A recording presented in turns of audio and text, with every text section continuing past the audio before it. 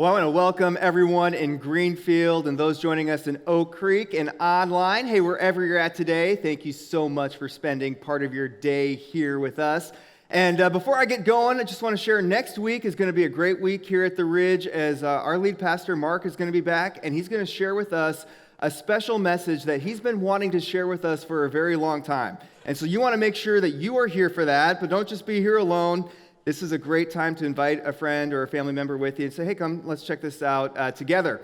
But today is also going to be a great week as we are wrapping up this series that we've been in called Anxious for Nothing. And it's been really encouraging to hear about how what we've been talking about has been so helpful for many. And from personally speaking, what we've been talking about has been very helpful for me as I've been struggling with anxiety for most of my life. And it really came to a head for me about a year ago, and it's when I began to uncover some of the things that we're talking about, and I have to say, by putting into practice some of the things we're talking about, it has been a game changer for me. And I have to say, I've probably become a better husband, and a better friend, and a better dad, and a better follower of Jesus because of that. But the reason why we've been spending this time talking about anxiety is we're realizing that we are living in an anxiety epidemic. And what that means is when we look at some studies of mental health, we see that anxiety is the number one issue that women in the United States is dealing with, and it's the number two issue that men are dealing with just behind drugs and alcohol. And what we think about the drugs and alcohol is really, it's a mask for the anxiety. In fact, when we look at the stats tell us that 31% of adults living in the United States are dealing with some type of anxiety disorder or have dealt or will deal with that at some point in their life. Now, this isn't just general anxiety. I mean, these are panic disorders and other things related to anxiety. And so about 1 out of every 3 American adults is dealing with this. In fact, we've seen that the United States is the most anxious nation throughout the entire world, which doesn't make sense at first. Like maybe we would think it would be this nation that has war kind of ravaging it, or maybe where most people are living on $2 a day, but that's not the case. It's the United States. In fact, studies are also showing us that when someone from another country moves to the United States, they become more anxious as a result of moving to the United States. And we wonder, well, why is that? Because when we look at our country, for the most part, our country, it is the safest that it has ever been. I mean, we don't have wars kind of raging throughout our country. When it comes to health, we have access to some of the best health care possible. I mean, generally speaking, when it comes to that. And then when it comes to prosperity, I mean, we are, generally speaking, the most prosperous that we have ever been at a point in our nation's history. And so when we look at previous generations and when we look at other countries throughout the world, I mean, we are safer, we are more healthy, and we are more prosperous than generations before us and at other countries throughout the world. Yet, we are the most anxious. And we might wonder, well, why is that? And at its core, anxiety, a reason for this is, at its core, anxiety is a perpetual loss of control. It's this perceived, hey, I'm not in control of these things. And there's a great chance that as we become more healthy and more safe and more prosperous, we have gotten addicted to the sense of control. And what we realize is there are a lot of things that we don't have control over. And so we try to control them anyways because we like to be in control, but we realize, yeah, I can't be in control of that. And this makes sense at first when we think about it, because when we are in control, we are calm and we have peace. But when we don't have control, we get more anxious. And in fact, a German psychologist just came out with this study. And what he discovered is when individuals are stuck in intense traffic for an hour a day, they are 3 times more likely to have a heart attack and even die from that heart attack. And when we look at this, we realize, well, why is that? I mean, the reason is you could be the greatest driver since Ricky Bobby, but if you are stuck in I-94 in this intense traffic and you look over and you see this guy and he's just glued to his phone and he's just texting the whole time, there's nothing you can do about it. And what the studies are showing is when you are stuck in that for an hour a day, you are 3 times more likely to die from a heart attack, which for some of us just gives us more anxiety. And we're thinking, way to go, Tyler, way to be the Debbie Downer right now. But yet we see, because of this perceived loss of control, we've become more anxious, and we are living in this anxiety epidemic. And so, as we've been saying throughout this series, if you're struggling with anxiety, and if it feels like anxiety is just kind of slamming against you right now, here's what I want you to know. You are not alone. And you don't have to go through this alone. In fact, it's better to go through this with others. And so we've been saying this for several weeks. There are several facets to anxiety, and we want to help you get help with all of these different facets of anxiety. And so for some of us, anxiety is going to be a medical issue. And if that's the case, that's okay. Go to a doctor, get the medical help that you need. Others of us, we're dealing with anxiety from many, many different levels, and it just feels like it's just beating at us at all sides. And maybe for you, it's time to talk to a Christian counselor about it. And if that's you, we would love to help you get connected with a Christian counselor. Just stop by our Next Steps area on your way out, and there's some team members there that would love to give you the resources that we need. I mean, I can't say it enough. Please don't leave today without talking to someone about it. But what we've been doing is we've been looking at the spiritual side of anxiety. And the spiritual side is a large part of our anxiety. And we are so thankful for this pastor and author, Max Lucado, who wrote this book called Anxious for Nothing. And there's so much great wisdom and insight in this book that it has shaped a large part of this series. And in this book, he actually has this statement that has become really our goal for the series. And what he writes, he says, while the presence of anxiety is unavoidable, meaning there's going to be things that will come up that we'll be afraid of, that we will worry about. But while the presence of that is unavoidable, the prison of anxiety is optional. That when it comes to anxiety, anxiety is the perpetual what-ifs. Well, what if this happens? What if that happens? What if this goes on? And what happens is we become anxious for something. And you know what that something is. Maybe it's a relationship. Maybe it's your health. Maybe it's your finances. Whatever it is that you're anxious about, we can actually discover how to be anxious for nothing. And the way that we've been discovering this is we've been actually looking at this one passage of Scripture. And this passage has become the most highlighted passage throughout the Bible. And it was written by this guy named Paul, and he was writing this to a church living in a city called Philippi. And this passage is so rich that if you haven't taken the time to memorize it yet, I'd encourage you to memorize it. But here's what Paul says. Paul says, "Rejoice in the Lord always." And I will say it again because it's easy to forget this. Rejoice. Let your gentleness be evident to all because the Lord is near. And then here's where we get our phrase. Do not be anxious about anything, but in every situation, by prayer and petition, with thanksgiving, present your requests to God. And then the peace of God, which transcends all understanding, will guard your hearts and your minds in Christ Jesus. And there is so much that Paul just packs into this passage that we actually kind of have, as we've unpacked it, we've discovered several practices that if we just put into place, what happens is it builds our trust and our faith in God, and then we can learn to discover how to be anxious for nothing and experience peace.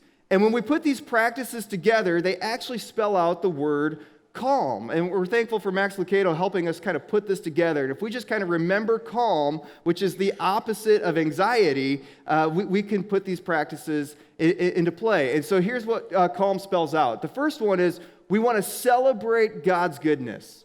And this was a decision we made where we choose to celebrate God because God is near. And then we want to ask God and find peace through prayer. That's the A, where we discovered literally if it's big enough for us to worry about, then that should be a signal for us because then it's going to be big enough for us to pray about. And then the third one was the L, where we want to list the things that I'm thankful for. And when we keep track of what we're grateful for, it reminds us to hold on to the good things that God has done in the past so we can let go of our fear of the future. And if you missed any of those weeks, or if you're new with us, I want to encourage you to go online. You can download our app, or you can subscribe to our podcast, and you can catch up by watching or listening to those. But today, we're going to wrap all of this up by looking at the final action we can put into play, and that is the M. And the M is meditate. Now, I know for some of us, when it comes to meditate or meditation, some of us, we've already been doing a form of this, or maybe several of our friends are doing this. Like, this is popular in some circles. Others of us, we might hear the word meditate or meditation, and it might feel a little odd or awkward or weird to us. It might remind us of some Eastern religion or some Eastern form of meditation, and we might wonder, well, how is that helpful? How does this line up with God? How does this even help with anxiety or anything all together? But what we'll discover is when Paul talks about meditation is that it's actually very helpful. And it's very helpful for us to connect with God. It's helpful in many different areas of our life, especially when it comes to anxiety, and especially when it comes to us experiencing peace. Now, a quick recap of Paul.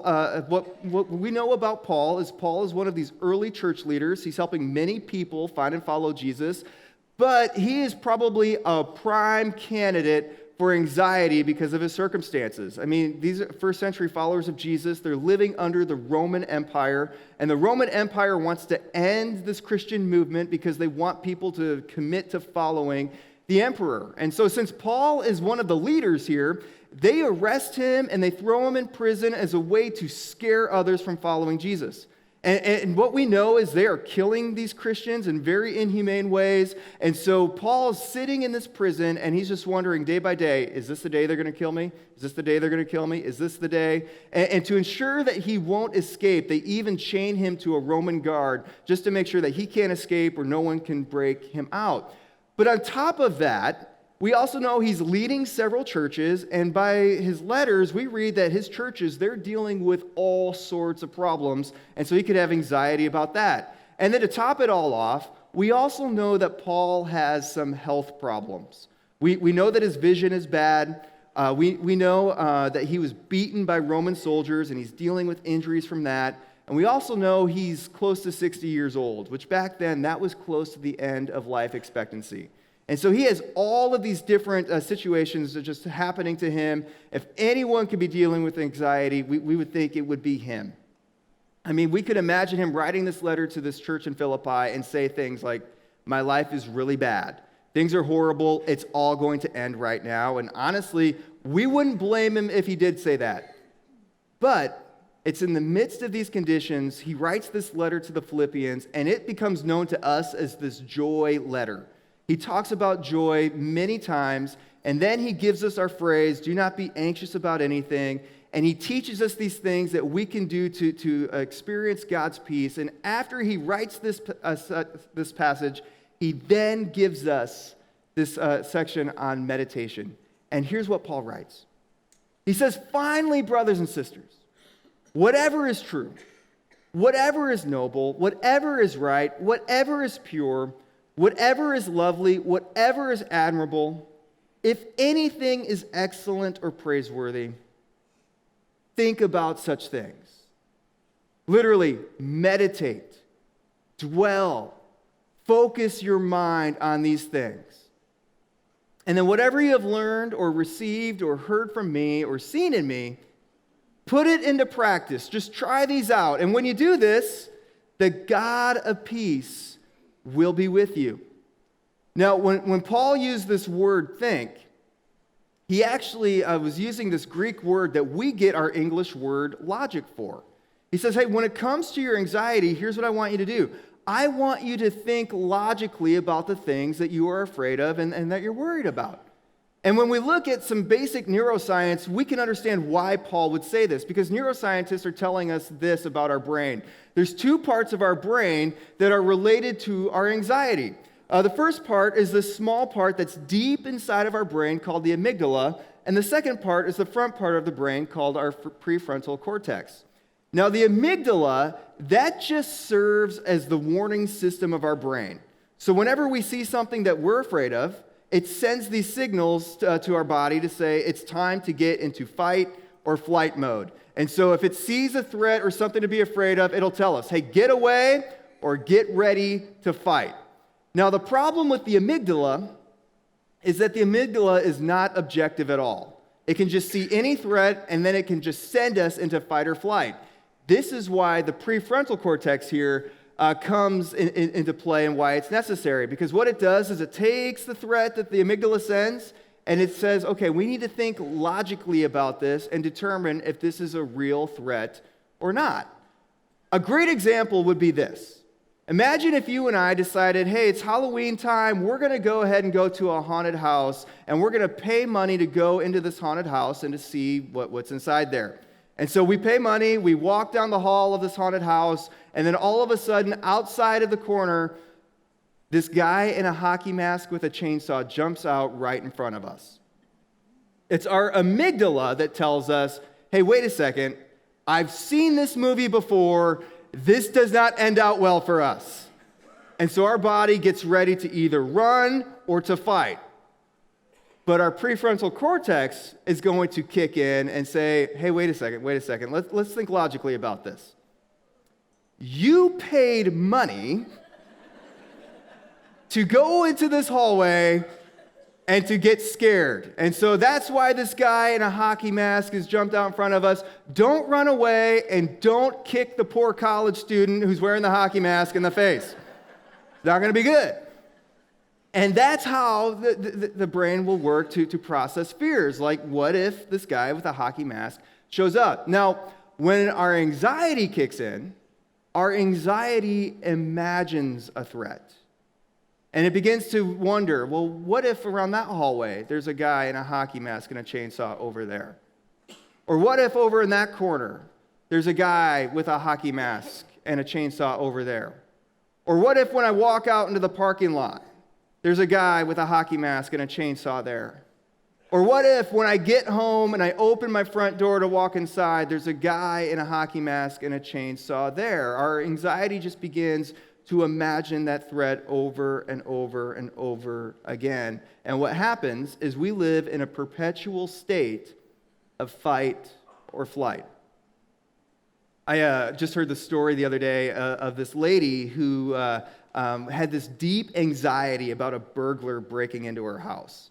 And so every night she would go through this routine with her husband. They had these cameras installed in their house, and she would make her husband check it out a couple times a night, and then she would have him go to all the doors in the house and just make sure everything's locked, and then she would have him double check it and then triple check it, and then she would have him do it with the same thing with the windows, and just go to all the windows and just double check, triple check, make sure everything is all locked. And this would happen night after night after night. Well, one night they're asleep upstairs in their bed, and they hear a noise downstairs, and the wife hears it. She wakes up her husband. She says, hey, I heard a noise down there. I want you to go downstairs and see what's going on down there. And so the husband just goes ahead, he walks downstairs, and he looks what's down there, and sure enough, there's a burglar. And so he goes to the burglar and says, hey, I know this is a little odd, but can I take you upstairs and introduce you to my wife? She's been talking about you for the last 10 years. And that's what anxiety does. In fact, neuroscientists are telling us that anxiety, when anxiety just takes deep root inside of our brains, it actually begins to create these new pathways in our brains that when we get afraid, it actually bypasses the prefrontal cortex or the logic center of our brain altogether. It's like when we work out and then we stop working out, what happens? Our muscles start to get softened and weaken and grow smaller. When anxiety sets into our brain, it begins to rewire our brain. Now, the good news for us is this, is that according to Paul and according to research, we can do some things to change that. I mean, even if you're not a Christian, you can look at what Paul says, and you can begin to put that into practice and experience the benefits of that. Now, I'm not saying, hey, you just go ahead and fix yourself, and then everything will be fine. I'm not saying that. But what I am saying is by God's help and by looking at what we think about, we can begin to change what anxiety has done to our mind. And if we look at Paul's lesson, what Paul says is we need to just think about what we think about, because not every thought is worth thinking about. When the anxious thoughts begin to come deep inside our mind, we can just tell ourselves, hey, let's think about what we think about. Because not every thought is worth thinking about. Because our thoughts can bring us anxiety or they can bring us peace. And we can choose what thoughts we want to think about. And so, what thoughts should we think about? Well, Paul gives us the list. Let's put it back up here. He said, whatever is true, whatever is noble, whatever is right, whatever is pure, whatever is lovely, whatever is admirable, if anything is excellent or praiseworthy, think about those things. You know, when it comes to this word true, for me, this was the deep part of my anxiety, because when I was feeling anxious, I would begin to imagine things. I would begin to imagine problems and imagine conflicts that didn't even exist. And so these things that I would imagine, I would get anxious about those. And so Paul says, well, think about what's real, not what's imaginary. Think about what's true, or noble, or good, or right. This word pure literally means to be free from contaminants. And there's some anxious thoughts that we have that are toxic thoughts. They're toxic thoughts about the things we're afraid of, or maybe even toxic thoughts about other people. And so what Paul says, we want to think pure thoughts, thoughts that are free from these toxic contaminants. And then whatever is lovely or admirable or excellent or praiseworthy. This goes back to what we talked about when we wanted to list the things that we were grateful for. Because when we are grateful for them, we can focus on them. We can dwell on them. We can think about those things. And Paul says, I want us to meditate on these. I want our mind to dwell on these things. And when we do that, this incredible thing happens. The God of peace will be with us. And so Paul says, think about what you think about, because not every thought is worth thinking about. And this is the difference between what Paul is talking about meditation and some Eastern views of meditation. Because some Eastern views of meditation would say, we just need to empty our mind and release those anxious thoughts.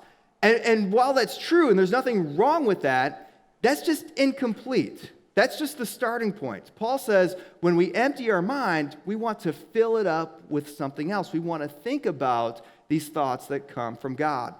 And once I heard this described this way, and I thought this was brilliant, so I wanted to share this with us. But I want us to imagine, like, this jar is our mind. And our mind is going to be filled up with different types of thoughts. And what's natural for all of us is to have anxious and dark thoughts come in and fill up our mind. These are the what-ifs. Well, what if that breaks? What if she leaves? What if I don't get that promotion? What if I don't get that job? What if I lose my job? What if my kids never turn it around?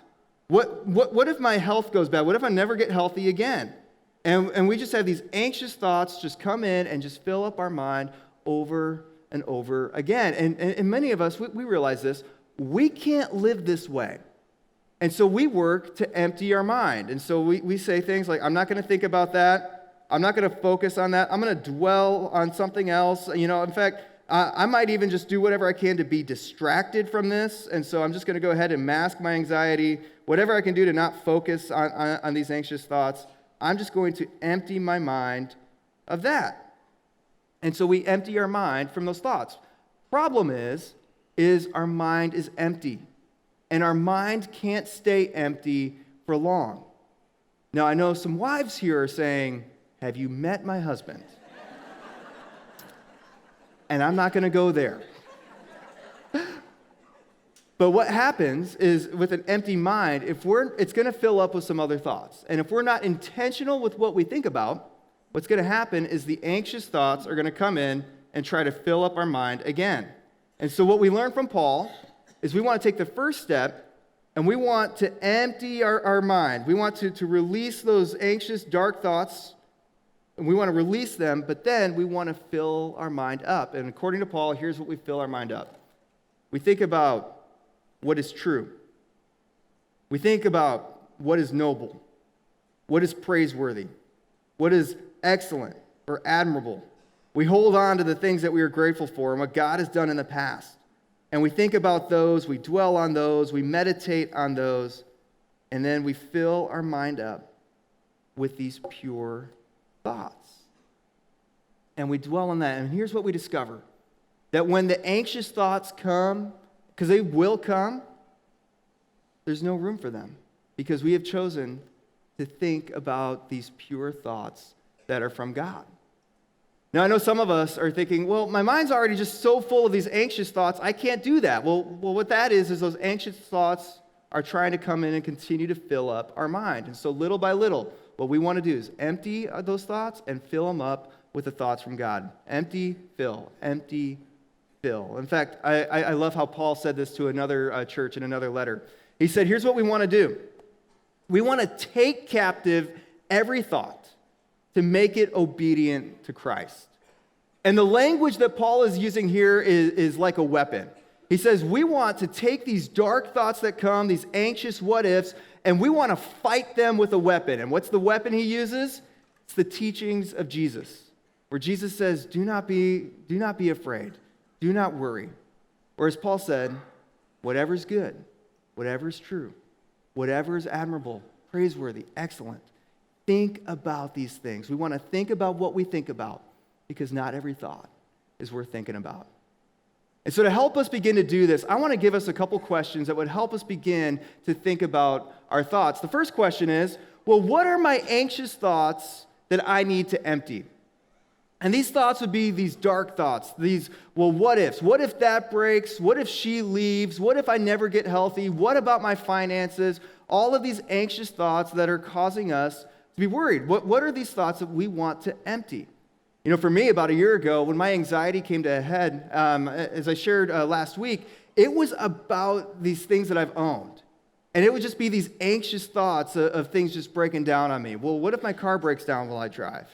What if my furnace goes out when it's really, really cold? What if my basement floods while I'm away from my house? And these thoughts would just continue just to flood my mind. And as I discovered and I peeled back the layers to it, I was just afraid that I would not have enough at some point to provide for myself and my family. And these were the anxious thoughts that I needed to empty. And we empty this by identifying them and saying, Jesus, I just release these thoughts to you. And we start with emptying those, but we don't end with that. That's just the first step. And this leads to the next question of, well, what thoughts do I need to fill my mind with? And this is where we become like Paul, where we say, I'm going to take captive those thoughts, and I'm going to make them obedient to Jesus. And I'm going to fill up my thoughts with those thoughts that are pure and good and true and excellent and praiseworthy.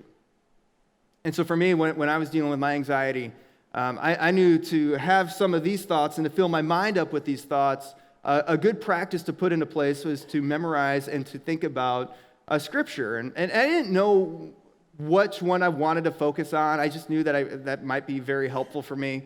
And during that time, I was reading this book about Psalm 23, which is this a short little chapter found in the book of Psalms. It was written thousands of years before Jesus. And it's a well-known psalm, and it's written by David, and he's describing his relationship with God. And he just describes all these great, good thoughts to think about. In fact, he starts it off by saying this. He says, well, the Lord is my shepherd. I have all that I need. And he's describing this relationship with God as God is this good shepherd who looks after his sheep, and we are his sheep that he cares for, and he provides for, and he looks after, and he takes care of them. And then David even begins to expand on this a little bit further, just a couple verses down. And he said this, even when I walk through the darkest valley, I will not be afraid, for you are close beside me. And David's describing his anxious thoughts, the what-ifs. And even if the what-ifs become what happened, he's saying, I don't have to be anxious about that because God, the great shepherd, is still right there beside him, taking care of him. And so as I read this book, I realized this is it. This is what I want to memorize and what I want to dwell on when the anxious thoughts come into my mind. And so here's what I've been doing, and I'm not perfect at this, but when I do this, this is very helpful, and it's whenever the anxious thoughts begin to start trying to go after me, and I start to get afraid, and I start to get worried, and I start to get anxious, sometimes I'll just stop, and I'll say this out loud, or maybe even quietly in my mind, depending on where I'm at, and I'll just say, God is my shepherd. God is my shepherd. I have all that I need. God is my shepherd. Even though I'm walking through the darkest valley, even though what I was afraid of happened, I don't have to be afraid. I don't have to be anxious about this because God is right there with me. And when I choose to dwell on this rather than this, it's an amazing thing happens. In that moment, even though sometimes things are dark, I experience God's peace. So here's what I want for all of us here. Here's what I want for you. I want you just experience just the power behind the statement that while the presence of anxiety is unavoidable, the prison of it is optional. That you can learn to choose what Paul talked about and to do what it takes to be calm, to choose to celebrate that God is near, to ask God and find peace through prayer, to list the things that you are grateful for, and then to meditate on the thoughts that are from God, that we choose to think about what we think about. Not every thought is worth thinking about. And when you do this, that your hope and your trust in God would just continue to grow. And as it grows, you would discover that you really can be anxious for nothing and experience God's good gift of peace. And so what we're going to do together, just to begin to start practicing this, at all of our campuses, we're just going to take a moment where we're just going to take some time and just meditate on the good things that God gives us. And so here's what I want us to do at all of our campuses. Online, Greenfield, Oak Creek, please join us. Everyone just close your eyes and bow your heads together. And we're just going to take a moment, and we're just going to do this. First thing I want you to do is I just want you to identify what is that anxious thought that is causing you to worry right now. Is it about your health? Is that thought about a relationship or your finances or a certain situation? I want you to identify what that is. And then silently at your seat, wherever you're at, would you just say to Jesus, Jesus, I release this thought to you.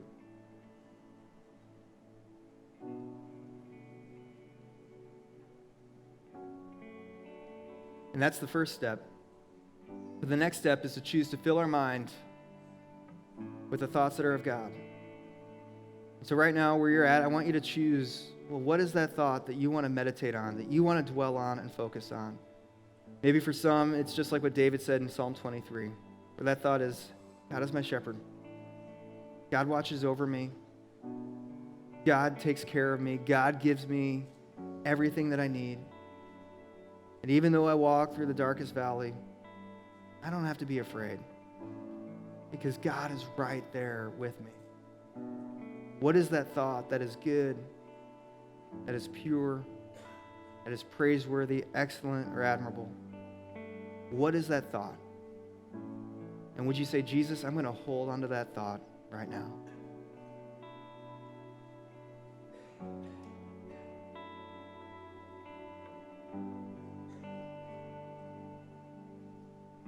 God, you are so good. You have given us so much that you've just reminded us over and over and over again, do not be afraid, do not be afraid, don't worry, don't worry. And the reason why you say that is not just as a way to say, hey, knock it off. That's not it at all.